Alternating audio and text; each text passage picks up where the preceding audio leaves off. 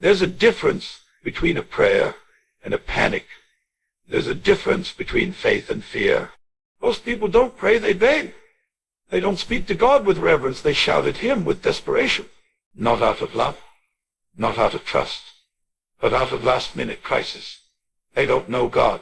They only know their problems. You see, prayer is not a lifeboat. It's not just something you grab when your good ship is sinking. Prayer is relationship. It's conversation. It's consistency. Begging is what you do when you forget to prepare. Prayer is what you do when you choose to live prepared.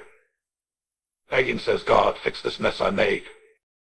Prayer says, God, guide me so I never make this mess. Begging says, I'm drowning, save me. Prayer says, teach me to walk on water. What kind of believer are you? Are you calling on God only when it's convenient? Only when it hurts? Only when everything you tried already failed? Because if that's the case, you don't want God. You want a genie, you want a rescue plan.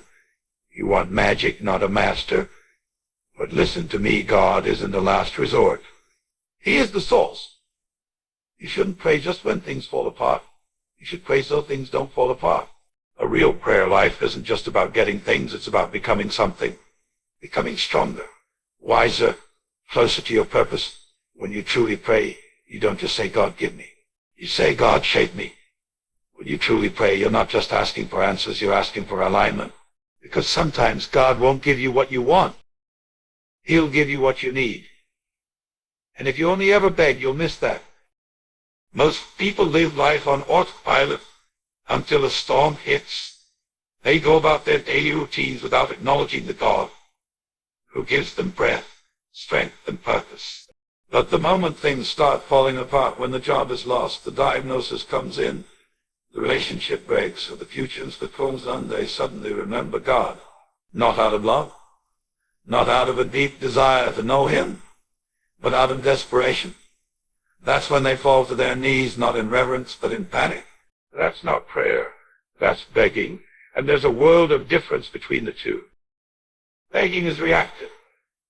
It happens after everything else has failed. It's the last card people play when all the doors are closed. It's the God, if you get me out of this type of moment. But prayer, real prayer, is proactive. It's a daily conversation. It's a lifestyle. It's a recognition that without God you can do nothing. Prayer isn't supposed to be your backup plan. It's supposed to be your first move. When you only come to God when life collapses, what you're really saying is, God, I tried this without you, and now that it's out of control, I need you to clean it up. But prayer is meant to be the foundation, not the fire extinguisher. Look at the way Jesus lived. Before he picked his disciples, he prayed. Before he performed miracles, he prayed. Before going to the cross, he prayed. He didn't wait for crisis to force him into connection. He chose connection so he could walk through crisis with peace. That's what proactive prayer does. It prepares your spirit before the storm. It builds a history with God, so when things go wrong, you're not calling out to a stranger. You're walking with a friend. When you live reactively, when you only beg, you stay in a cycle of chaos. You become spiritually unstable, always looking for quick fixes and emotional highs. But when you live proactively, when you make prayer your habit, your culture, your lifestyle, you begin to walk in peace. You walk in clarity. You don't just wait for the devil to attack. You suit up in armor and warning. Because you know you're in a battle, whether the bullets are flying yet or not. Reactive people are always behind. They're always chasing stability. But prayerful people are always ahead. They see things in the spirit before they show up in the natural. Because when you spend time with God consistently, he sharpens your discernment. He gives you wisdom. He gives you instruction. You're no longer surprised by the storm, because God already warned you in the secret place. This is why the enemy wants to keep you reactive. He wants to keep you so distracted, so busy, so numb, that you forget the power of daily connection with God. He wants you to treat prayer like a spare tire, something you only touch when you're stranded on the side of the road. But God wants prayer to be your steering wheel, the very thing that guides your every move.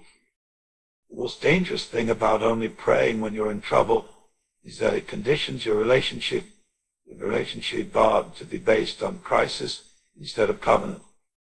If you only talk to someone when you need something, That's not a relationship, that's a transaction. And God doesn't want transactions. He wants intimacy. He wants trust. He wants your heart when you're happy, not just when you're hurting. Imagine if you built your prayer life like you build your career daily, intentionally, with discipline. Imagine if you saw prayer the way athletes see training, not as an optional hobby, but as something essential for performance and endurance. That's the shift we need. We need to stop begging God to rescue us and start walking with Him so closely that even when the fire comes, we're not burned. Even when the flood rises, we're not swept away. You don't need to live from crisis to crisis. You don't need to wait until life breaks you before you bend your knees. Start praying now. Not because you're afraid of what might happen, but because you're aware of who God is.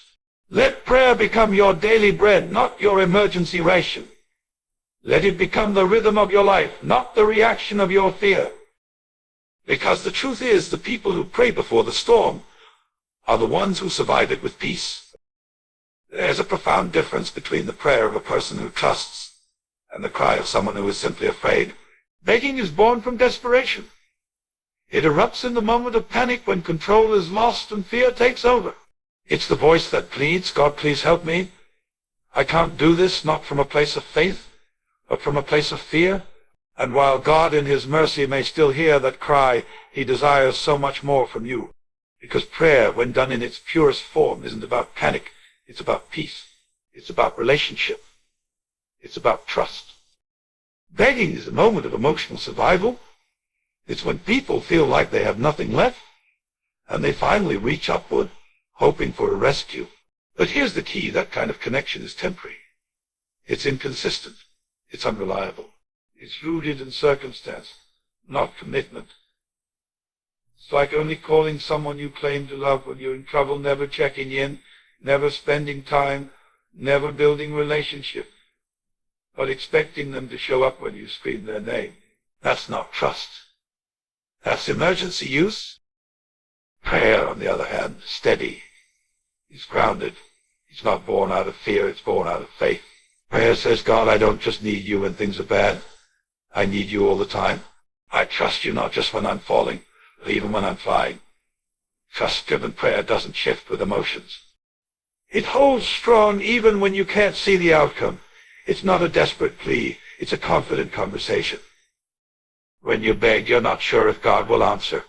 You're unsure of where you stand. There's anxiety in your voice. Or you pray out of trust. There's calm. There's assurance. Not because you know the details, but because you know the nature of the one you're praying to. Trust reminds you, even if I don't see it, I believe it's working. Even if I don't feel it, I believe God is near. Trust says I don't need to panic, because the same God who was with me on the mountain is still with me in the valley. One of the problems in today's spiritual culture is that many people want results from a God they don't connect with. They want God to show up when they're in pain, but they ignore Him when they're comfortable. They want miracles but no intimacy.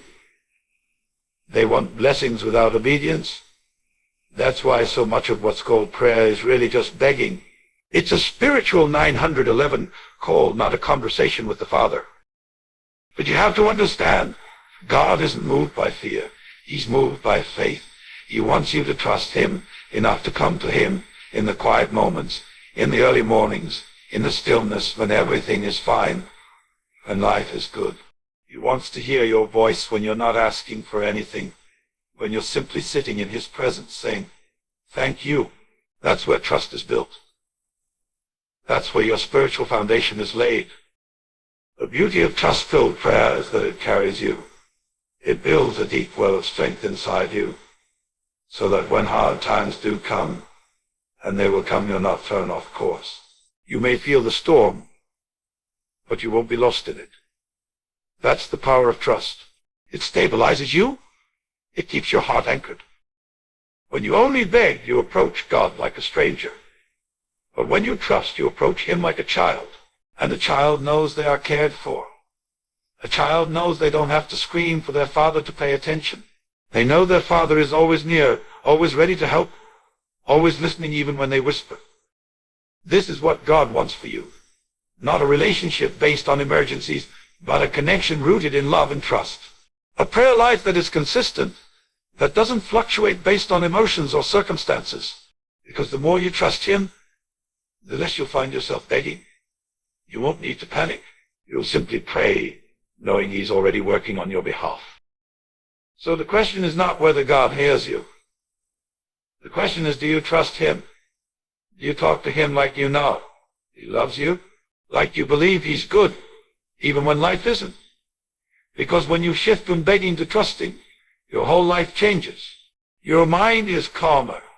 Your spirit is lighter. Your future feels secure, not because it's perfect, but because you know the one holding it is.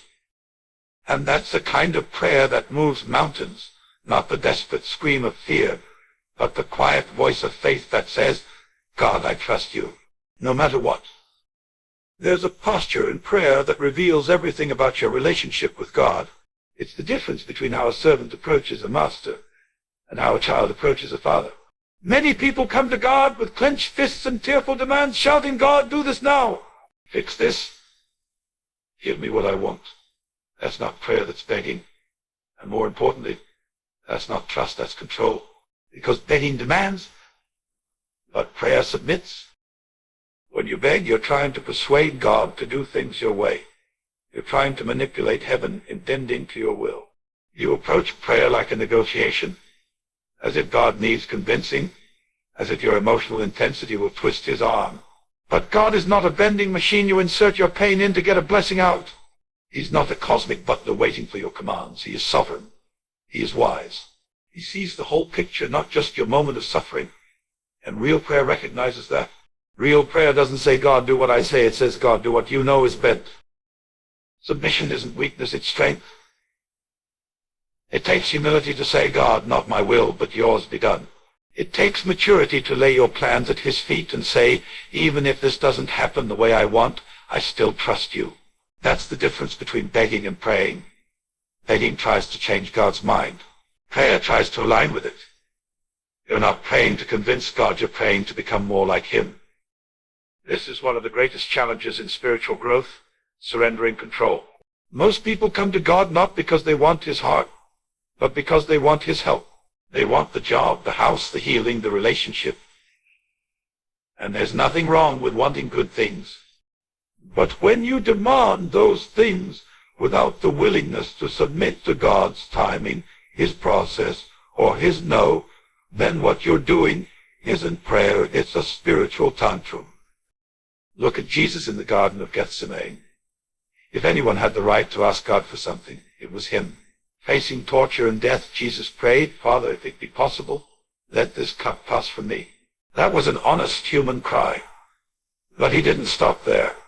He followed it with the most powerful words ever prayed, nevertheless, not my will, but yours be done. That's submission. That's trust. That's prayer. Not begging for escape, but yielding to purpose. Most people are afraid to submit because they think it means giving up. But in the kingdom of God, submission is where power begins. When you stop trying to control everything, you make room for God to move. When you stop demanding your way, you start receiving his way. And his way is always better even when it's not easier. Some of the greatest blessings come disguised as no's. Some of the most beautiful outcomes in life are born from moments when God didn't answer the way you begged him to.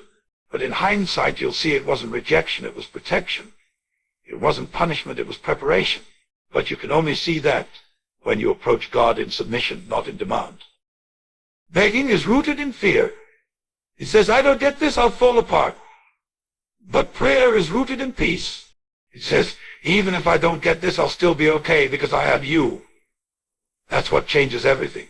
Not the removal of the storm, but the presence of peace within it. And that peace comes when you stop wrestling for control and start resting in surrender.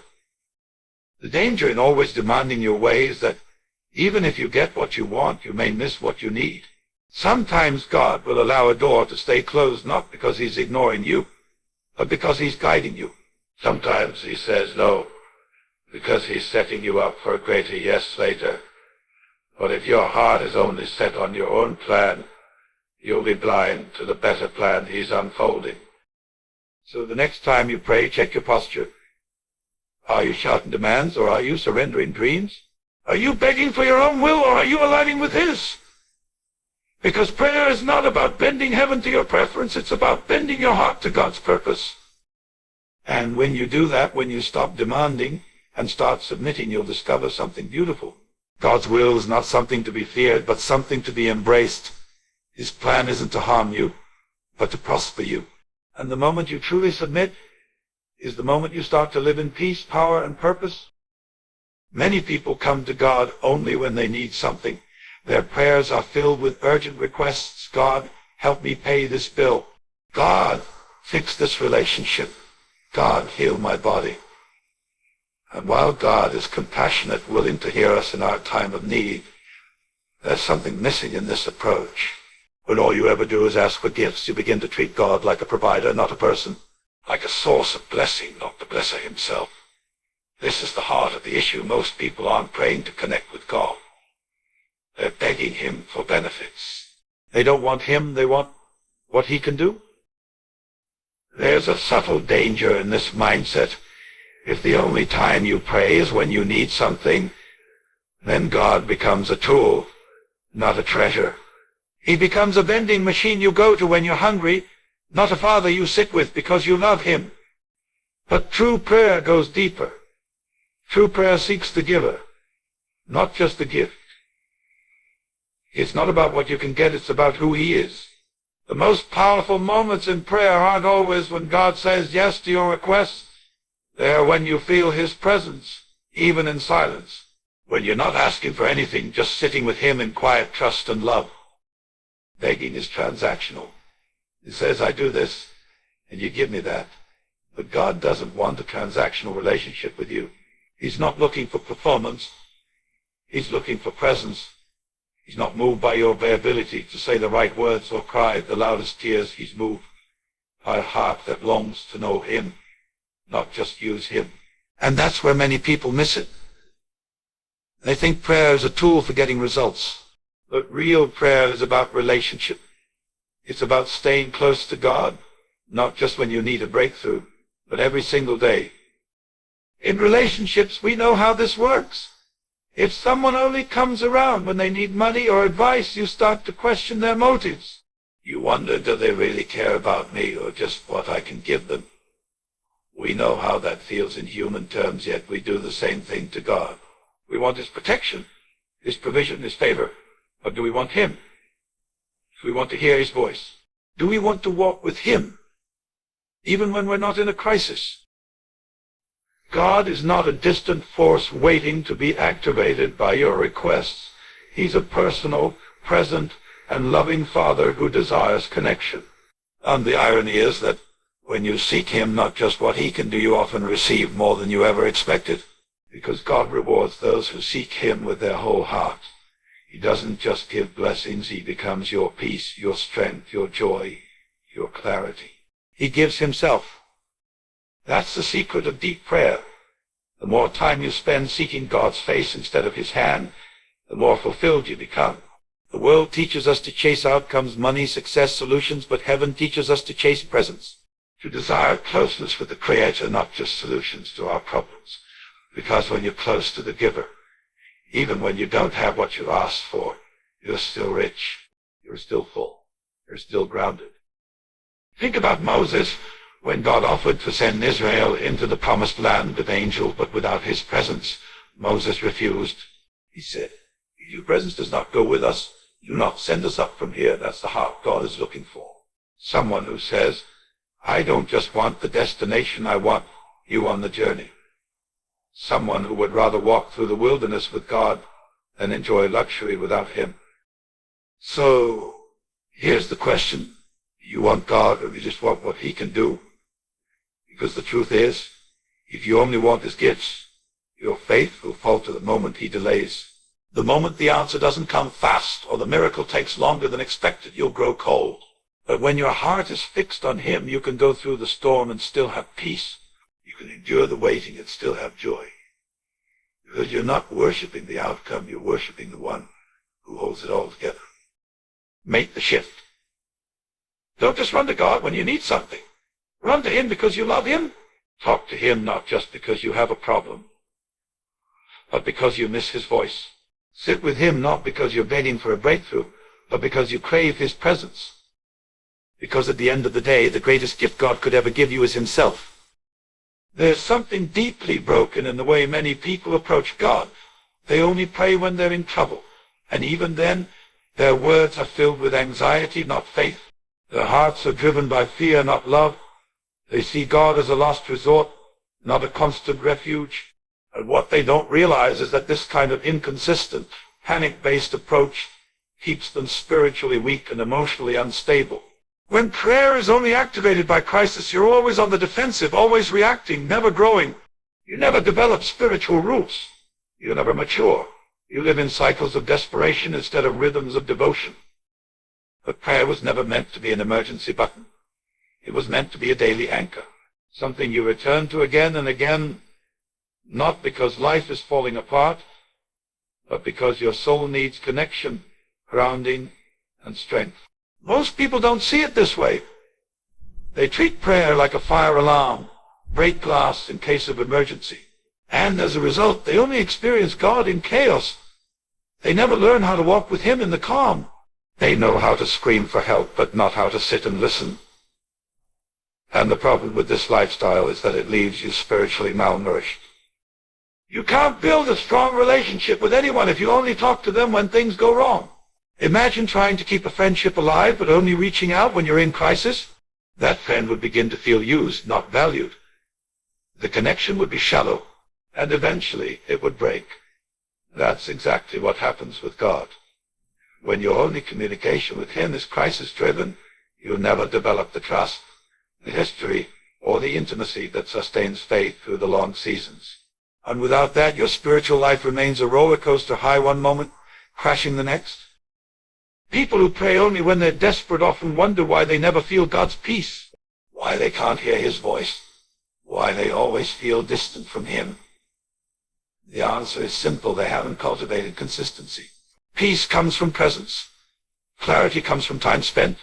You can't microwave intimacy with God. You have to build it day by day in the quiet, in the routine, in the unseen moments when no one else is watching. That's where spiritual strength is forged in secret, not in the spotlight. Consistency is what separates spiritual babies from spiritual warriors. Babies cry when they need something and quiet down when their needs are met. But warriors have discipline. They don't wait for a fight to put on their armor. They're always ready. They train daily, knowing that battle is inevitable. That's what prayer is. It's daily spiritual training. It's not just talking to God when the pressure is on, but communing with him when everything feels fine. It's choosing to seek his face when you don't feel like it, because you know your soul needs it. One of the most powerful things you can do is decide that your prayer life won't be dictated by your emotions. Emotions are unstable. One day you feel close to God, the next you feel dry. But consistency isn't about feelings, it's about faithfulness. It's showing up even when you don't get goosebumps. It's praying even when the room feels silent. Because you know that God is listening, not because you feel him, but because you believe him. That's maturity. That's stability. The enemy loves when you only pray in crisis because it keeps you weak. It keeps you reliant on emotions. It keeps you exhausted. But when you pray consistently, you begin to recognize his tactics before they even form. You're not surprised when opposition comes, because you've been spending time with the one who goes before you. You begin to pray from a place of strength, not survival. You stop reacting and start preparing. And that's when your life starts to shift. Daily prayer isn't glamorous. It's not always loud or exciting. But it's powerful. It's how you build a real relationship with God. It's how you grow in discernment, wisdom, and peace. It's how you stay anchored when life starts shaking. You stop waiting for the storm to make you pray, and you start praying so you can withstand the storm. That's the difference. So don't wait for crisis to push you into God's presence. Let love pull you there daily. Let hunger for him, not fear, drive you to your knees. Build a prayer life that doesn't rise and fall with your circumstances, but one that stays steady, consistent, and anchored in who God is. Because the strongest believers aren't the ones who shout the loudest in trouble. There's some trouble. The ones who whisper faithfully every day, no matter what. There is a quiet tragedy playing out in the hearts of many people today. They kneel in prayer not out of confidence, but out of confusion. They speak to God with hesitation, unsure if he even hears them, unsure if they're worthy, unsure if anything will come of it. Their words are uncertain, their faith fragile, and deep down they carry the haunting question, does God even listen to someone like me? This mindset is not rooted in faith, but in spiritual insecurity. It's the fruit of a belief system built on performance, shame, and misunderstanding. Because when people beg, it often reveals that they're not sure who they're talking to or who they are in him. Begging is born out of the idea that you have to convince God to care, that you need to earn his attention, that if you plead hard enough, cry long enough, or sound desperate enough, maybe, just maybe, he'll respond. But that's not the God Jesus came to reveal. Jesus showed us a Father who knows what you need before you ask, a Father who is near to the broken-hearted, who listens to the whisper and the groan, a Father who isn't moved by theatrics but by truth. You don't need to perform for him. You just need to come as you are. If you don't know who you are in God, prayer will always feel like a gamble. You'll approach him like a distant judge instead of a loving Father. You'll wonder if you're saying the right words, if your past disqualifies you, if you've done enough to earn his help. But here's the truth. You never earned his love to begin with. It was freely given. And you can't beg for what's already been promised. You can only receive it. That's why identity matters in prayer. You think just a sinner barely scraping by, you'll pray like a beggar. But if you know you're a child of God, redeemed, loved, and chosen, you'll pray like a son, like a Sauli. You'll come boldly, not arrogantly, but confidently, because you know your place in the house. You know the door is already open. You know the Father welcomes you not just in times of trouble, but at all times with open arms. Jesus modeled this kind of prayer life. He didn't beg. He didn't panic. He prayed with authority, with peace, with trust. Why? Because he knew who he was. He knew the Father's heart. He wasn't guessing whether God would answer. He was aligned with God's will. And that kind of clarity and confidence is available to you too, but only when you start praying from identity, not insecurity. You don't have to plead for God's attention. You already have it. You don't have to beg for his love. It's already been poured out. You don't have to fight to be seen. He saw you before you were formed in the womb. The moment you understand this, everything changes. Your prayers become clearer. Your heart becomes calmer. Your posture shifts from desperation to trust. That's not to say you won't have moments of pain or sorrow. Real life still hurts. But even in those moments, your prayer is different. You're not wondering if God is near. You know he is. You're not questioning your worth. You know who you are. And that knowledge gives your prayers power. Not because of your strength, but because of your position. You're not praying for victory. You're praying from it. The enemy wants you to live in doubt. He wants you to see yourself as unworthy, to keep you in the mindset of begging so that you never step into your authority as a believer. Because when you don't know who you are, you'll settle for less. You'll treat God like a distant king rather than an intimate father. But God didn't call you to grovel. He called you to come close. So the next time you pray, pause and ask yourself, am I praying like a child of God, or am I begging like a stranger? Because the truth is, you are not a stranger. You are not forgotten. You are not a burden. You are beloved. You are called. And you are welcomed into the presence of God, not because of your perfection, but because of his grace. Stop begging for what Jesus already died to give you. Stop doubting what God has already spoken over your life. You don't have to earn your place in prayer. You already have it. So stand tall. Speak with faith and know that your Father hears you not because you're loud, but because you're his.